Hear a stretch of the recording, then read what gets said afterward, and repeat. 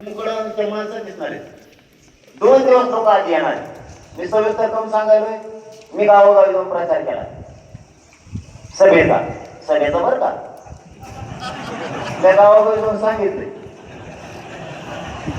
तुमच्या मनातून परत येते परत मुंबई. आताच मला म्हणते मुंबईकडे आता धक्का आहे. आता म्हणलं आपोआप लोकांना कळत लोक स्वाभिमानी आहेत. मुंबईच्या पट्ट्याला सोडित नाहीत लोक, कोकणाच्या पट्ट्याला सोडित नाहीत. काळजी करायची काही गरजच नाही ना. मराठी सगळीकडे जागे झालेले स्वाभिमान जागा आहे त्यांचा. आता ते बरोबर पाणी घेत कोणाला पाडाय त्याला पाडापाडी शब्द पाठ झालाय लोकांचा. टीव्हीवर बोलायचं धन्य म्हणत पाडा आडवा कोणाला पाडा खूप करायला लागले कोणते सध्या. आणि त्यांचंच खरं आहे की दिवस सहन करायचं. तसं आता लोकांच्या डोक्यात फिट झालंय. आता हे निघला आता ते त्या दिवस संपला.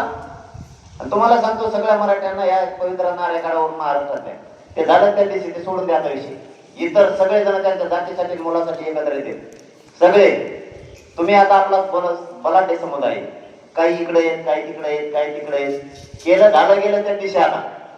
आता ते जर येत असतील जातीसाठी तर तुम्ही सुद्धा तुमच्या लेकरांसाठी पक्ष केला काढायचे सुरू पुन्हा जात मोठी करायची बघायचं आपल्याला. त्याच्यामुळे ते विषय संपला. म्हणून मराठा समाज त्या दिवशी ताकदीने येणार आहे.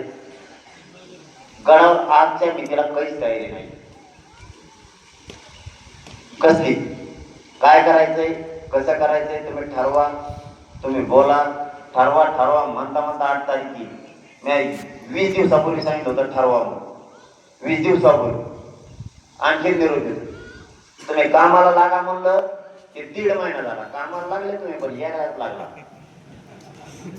या कामाला लागले नाही. आता इथं मराठा समाज आहे कठीण ही लय मोठं आश्चर्य आहे.